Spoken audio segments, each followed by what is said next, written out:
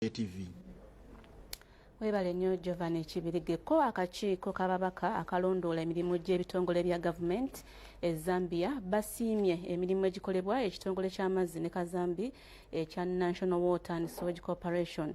Balambudde eddongooserezo n'abasuubuzi okunnyikiza ebyo bye balabye. Abakakiiko ka Palamenti akalondoola emirimu gy'ebitongole bya gavumenti e Zambia Bakyaddeyo ku ofiisi ekitongole ky'amazzi ne Kazambi mu indasitule ya Kampala balambula eddongooserezo lya Kazambi. Baaniziddwa myuka kuli ekitongole kino Ingenia Jenison Amayo era balambuzibwa yeno maneja wa Kampala Muhammad Lutaya gavumenti Kazambi akuŋŋaanyizibwa mu kibuga n'emirya alongosebwa n'akolebwamu amasannyalaze ng'ebitundu 110 agaduka emirimu gy'ekitongole wano mu Kampala bye bageekolera.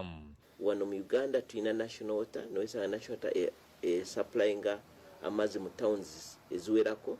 Right now tuli mu towns nga 27. Ne Zambia buli town erina company yayo.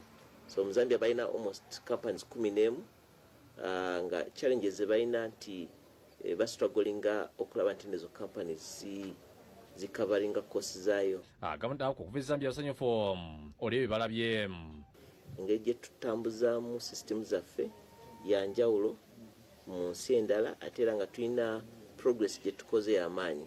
Omubaka we Zambia East Brian Kambita era nga ssentebe w'akakiiko yennya emiddo n'enkoleza nsuza abagagga nabo abatwalibwa biteesobola emiwendo egy'amazzi egifaanagana. Those who have are able to subsidize those who have not, in that water is provided to the least places where they might not afford to pay at commercial tariffs. And then one aspect also which we learned is that it's almost impossible. Of course, this is debatable. It's almost impossible to recover costs fully in as far as water supply is concerned, especially in this part of the world. Akisiza nti Uganda eko bwetuuse bw'ogeregera ku Zambia erina kampuni ezibunyisa amazzi kupina kyokka nawabula nti gavumenti yakundirira okuyambako abateesobola okufuna amazzi emiwendo egya wansiko. Because we have differences in terms of economics statuses, and some communities have to just be subsidized.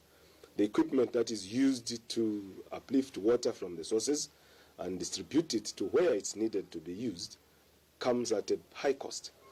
But we cannot really take this cost fully to the consumer.